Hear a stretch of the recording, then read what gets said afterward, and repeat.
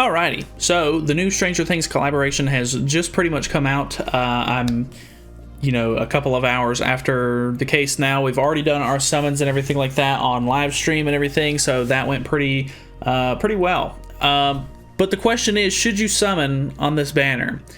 I honestly think, for right now, the answer is no. Don't summon on the banner right now. I have all of the characters at this point. I don't really think that any of them besides 11 are really that good. Jim Hopper may be okay when he's ran with other collab units. I didn't run him yet with actual collab units as his other characters on the team, just because I just kind of wanted to see how he would do by himself. I think that he has potential to boost other collab units to do a lot better. So I guess there is maybe that. But from my understanding so far, 11 is really the only one that really does a whole lot of good. She has pretty good damage and everything like that. After I just finished watching Seaton's PvP video on her and everything like that. And honestly, it doesn't really seem like she even does all that well.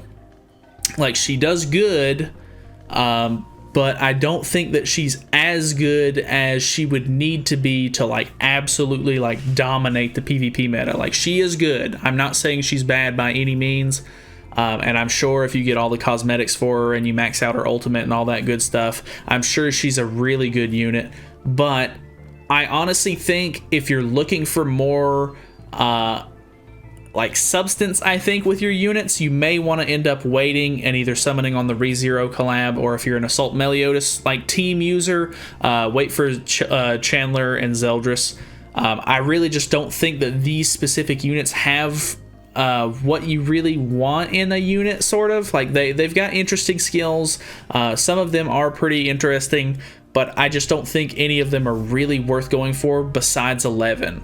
And if you really want to summon on the banner, maybe do one rotation to get her guaranteed, because you never know when these collabs are going to come back, if they ever will.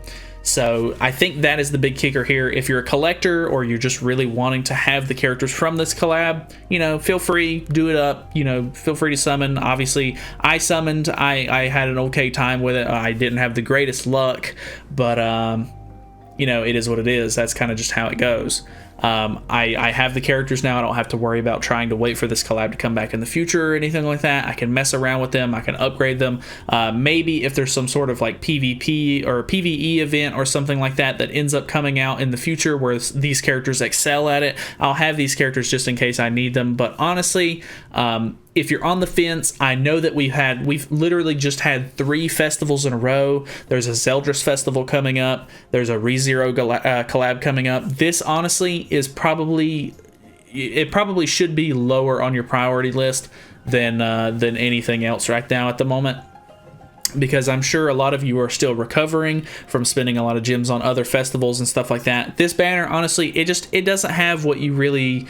This isn't a must summon. I don't feel like it's an interesting collab. It's definitely an off the wall one that a lot of people really weren't expecting or really weren't that excited about.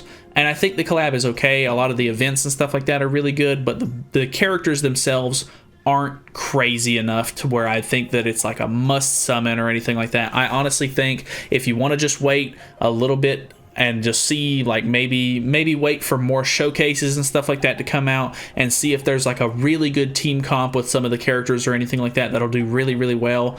But honestly, by themselves, each character individually isn't that exciting so far. So yeah, I definitely recommend skipping at least until you get a little bit more information on the characters. Maybe watch a few showcases or something like that. I'm sure there's going to be a ton of content on YouTube right now over the next week or so, because not only are we getting it, the Japanese and Korean YouTubers are also getting theirs on Thursday. So there's going to be a lot of content out there. There's going to be a lot of team comps coming coming up with and all this stuff. So yeah, just wait for more content, honestly, and just gauge the situation from there, because so far it's looking like a pretty hot skip. If I didn't already do content and stuff like that on the game, and I seen how these characters played, I probably wouldn't be all that worried about summoning for them.